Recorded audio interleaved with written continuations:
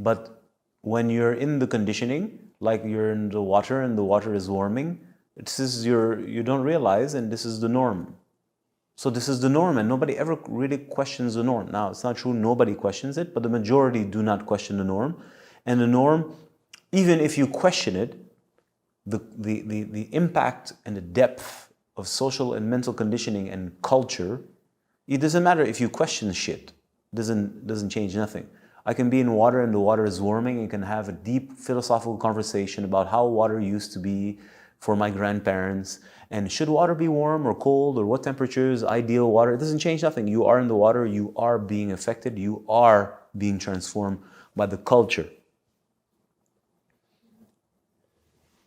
So we have the so-called modern sexual emancipation movement, let's call it like this, which is another ideology that is guiding people in a specific, very clear, distinct direction.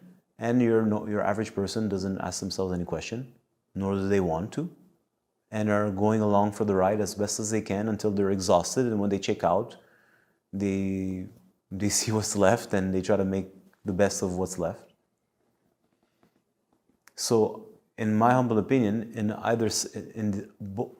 whether it's the old way, I live happily ever after with my husband until death does us part, with our children in the community, serving, right? Which sounds beautiful.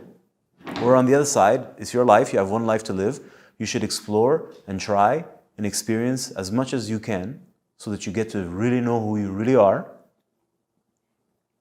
by systematic, endless trial and error, of course, and live a life that is up to your expectations, which are, of course, conditioned by TV. But this is a small parenthesis. So both are bullshit. So when one rejects these people with the church reject, let's say they reject the church, they go over there. And then when these people are unhappy, they reject this, they go to the church.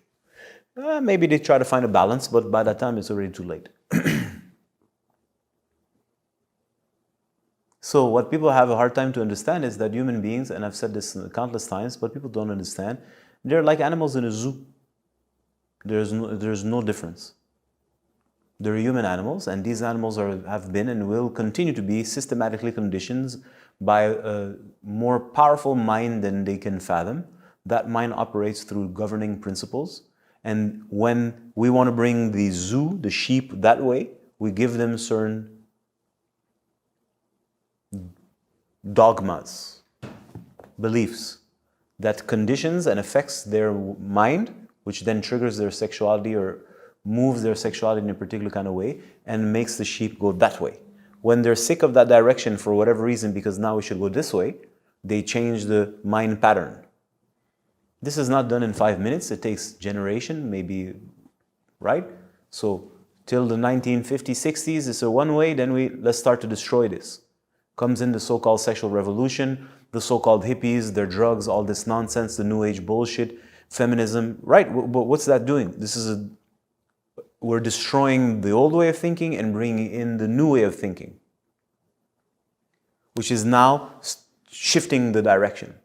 It takes a couple 10, 20, 30, 40, 50 years so that, right? So let's say 1960, so this is 2020, something like this, right?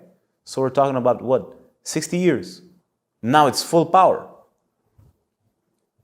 So if you stop and you zoom out and you see what's the outcome, then you understand what was the mind's objective. The mind, it means the controlling hand's purpose. The objective was to create a greater rift between the man and the woman. The objective was to make sure that if there are children, the children are not being raised at home under certain kind of values. It's not to say that the previous values were better, but in a way, but no, they're still conditioned. It's the church. Who says the church is saying any truth? In a way, there's a wholesomeness to it, but what they're proposing is not absurd either, if you really consider it. Is it the truth? No, but, right? So make sure the children are not grown at home and they're raised by the state, under control of the state, that most men and women can not tolerate each other anymore and rather stay home, technologically self-sufficient. That means your machines at home meet your needs. You want company, computer. You want entertainment? Computer. You want education? Computer. You want sex? Computer. So you don't need people anymore. So you stay at home. So which means what? Well, you consume more on one hand, and on the other hand, you will not reproduce, so there will be less children, so it reduces the population. You see, with simple observation, you can determine, this is not a conspiracy, you see the outcome. Your average person, unfortunately, actually thinks that the so-called evolution of human culture or humanity, it's random. It's not random. It's not because now women arrived at a place of emancipation and now they decided to rebel. Sure, there are certain pressures, but these pressures are guided by more intelligent forces that push that pressure in a specific direction, which was called feminism. And this is all strategic because you can see it from the outcome.